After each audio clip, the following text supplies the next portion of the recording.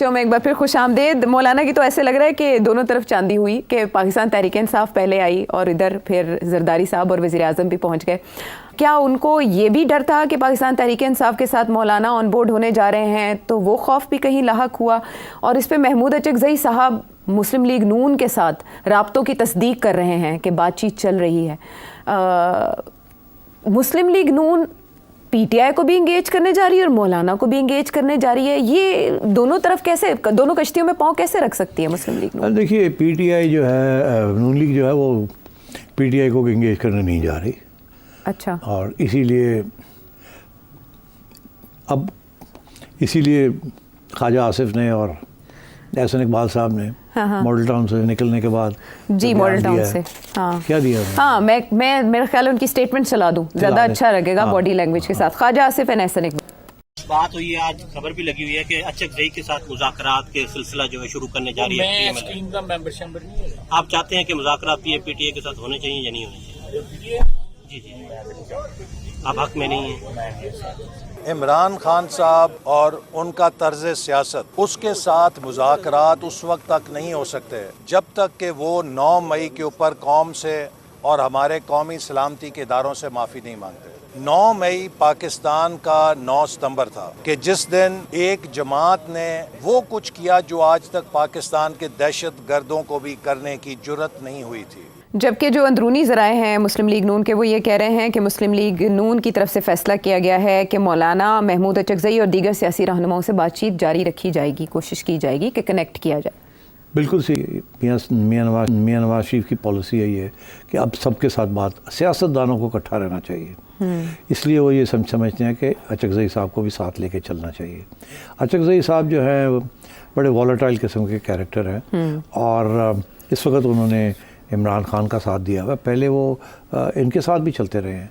तो अब सिचुएशन ये है कि अचकज़ई साहब तो हमेशा तैयार होते हैं टू लीड अ डेलीगेशन और टू स्टार्ट टॉक्स। अच्छा। इस्टेब्लिशमेंट के साथ बात करनी हो या गवर्नमेंट के साथ। खान साहब ने उनको रोका हुआ था कि आप गवर्नमेंट के साथ नहीं बात कर सकते, अगर आपने बात करनी है तो इस्टेब्लिशमेंट के साथ बात करें। ठीक।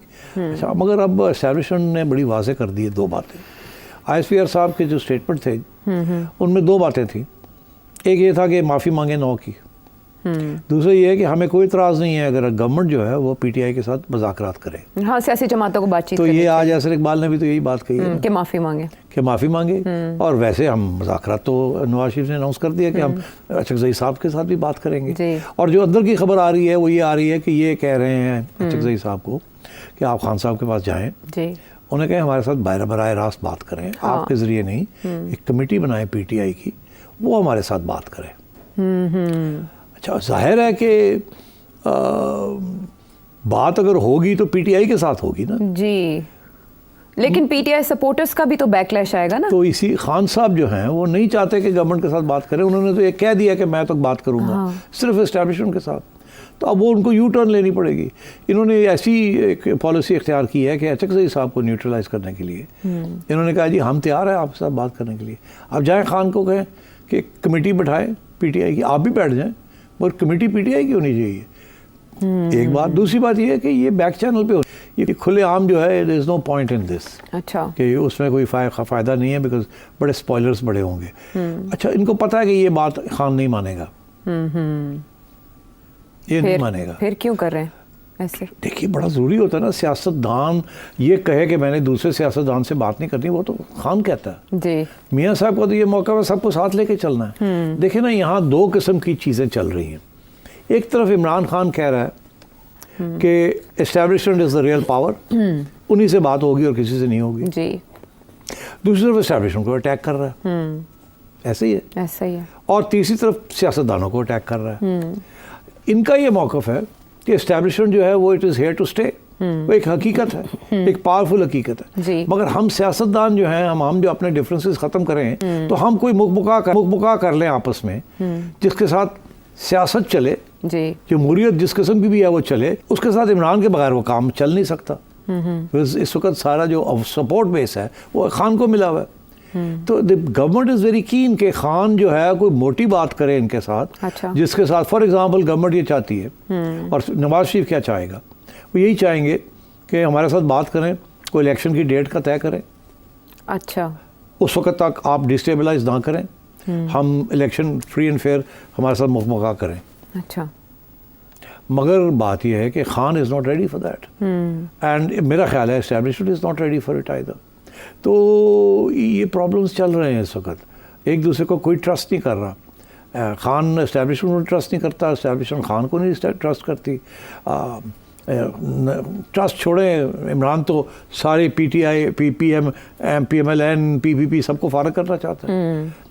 मियाँ ये चाहता है कि कोई हो जाए बात जिसके साथ ये गवर्नमेंट अपने 5 साल काट ले, अच्छा, उसके बाद फ्री एंड फेयर इलेक्शन हो जाए, खान आता तो आए, अल्लाह खैर सल्ला, ताकि कम से कम एक सियासी चीज़ चल पड़े। वो पॉलिटिकल प्रोसेस, वही जो आसिफ जरदारी और नवाज शरीफ साहब ने अंडरस्टैंड करके किया, वो इमरान खान साहब कर लें वो अंडरस्टैंड। नहीं मानते, तो इसलिए ये सारी कन्फ्यूजन चल रही है इस वक्त। मगर मैं समझता हूँ कि मियाँ नवाज शरीफ साहब ने अब थोड़ा सा इंटरवेंशन करनी शुरू कर दी है सियासी तौर पे। अच्छा, इसकी क्या वजह है? मैं आपको इसकी 2 स्टेटमेंट्स से जवाब चाहूँगी जो उन्होंने अगर मुदाखलत शुरू की है तो। महमूद अचकज़ई साहब ये कहते हैं कि शहबाज शरीफ बड़े भाई को मशवरे ना देते तो मामलात ठीक होते। इसके अलावा असद कैसर साहब PTI के जो सीनियर रहनुमा हैं वो कह रहे हैं कि नवाज शरीफ साहब के साथ तो उनके भाई ने हाथ कर दिया है। पार्टी के लोग बताते हैं नवाज शरीफ भाई से नाराज़ और मायूस हैं। देखिए, भाई ऐसे हैं, अच्छा, मायूस होना एक दूसरे से because of political differences of approach, वो अलग बात है, मगर ये टूटने वाले नहीं है ये भाई। अच्छा, ठीक, डिस्पाइट ऑल दिस शहबाज साहब is very close to the establishment. मियाँ साहब को 3 दफ़ा एस्टैब्लिशमेंट की तरफ से धक्के लगाए गए हैं, तो जाहिर है अप्रोच फ़र्क है। इस दफ़ा जो कुछ हुआ, मेरा ख्याल है मियाँ साहब उसकी वजह से मायूस थे थोड़े से। अच्छा, अब वो पहले तो बात माननी पड़ गई बिकॉज सारी पार्टी जाना चाह रही थी साथ शहबाज साहब के साथ कि हम इलेक्शन में, अब जैसे भी है, अगर खान ने ऐसे किया तो हम भी ऐसे कर लेते हैं, अगर बाहर बैठे रहे तो उड़ जाएंगे, ना इधर के रहेंगे ना उधर के रहेंगे, कम से come let's go in their. तो मियाँ साहब was not in favour, but मान गए फिर, और क्या करते, चॉइस क्या थी, बाहर बैठने के साथ भी तो कुछ नहीं मिलता था ना जी। और खाना वापस आ जाता तो फिर उसने वही हरकतें करनी थी जो पहले की थी उसने, तो ठीक है ना। तो वो ये फिर मजबूरी के तहत ये सब कुछ हुआ। अब वो मजबूरी के तहत हुआ तो सही, मगर पॉपुलैरिटी और गिर गई है नूंगली की, और ख़ुसूसन मियाँ नवाज शरीफ साहब तो बिल्कुल ही साइड लाइन हो गए जी। तो मेरा ख्याल है मियाँ साहब ये इंप्रेशन देना चाह रहे हैं आवाम को भी, और कि भाई देखें गवर्नमेंट अपनी जगह पे, मगर मेरी हमदर्दियाँ जो हैं वो मेरे सपोर्ट बेस के साथ हैं। I am still with you. ये कुछ मजबूरी है जिसके तहत हमें ये करना पड़ा। अच्छा। और अभी भी मैं आपके लिए लड़ रहा हूँ, मैं सियासतदानों के लिए लड़ रहा हूँ, मैं सियासत के लिए लड़ रहा हूँ, मैं जमहूरियत के लिए लड़ रहा हूँ, मैं आपको रिलीफ देने के लिए लड़ रहा हूँ। जो कुछ हो सक रहा है मैं कर रहा हूँ, और इसके साथ कुछ लोग खुश नहीं हैं, मगर उसके बावजूद मैं ये कर रहा हूँ। ठीक। और यह जाहिर है अब शहबाज साहब जो है बड़े मुश्किल है उनका रोल। एक तरफ इस्टेब्लिशमेंट बैठी है, एक तरफ भाई बैठा है। ठीक है, भाई जो है वो शहबाज को भी सपोर्ट कर रहा है, अपनी बेटी को भी सपोर्ट कर रहा है, बेटी और शहबाज के दरमियान भी इश्यूज हैं, बैलेंस। तो भाई की जो पोजीशन है is like an overall grandfather father. मगर शहबाज साहब जो है उन्होंने जो कमिटमेंट्स की हैं इस तरफ, उनको फुलफिल करने के लिए भाई को समझाना पड़ता है, भाई उनको वापस समझाता है, फिर वो उधर भागते हैं। वो he is in a difficult situation.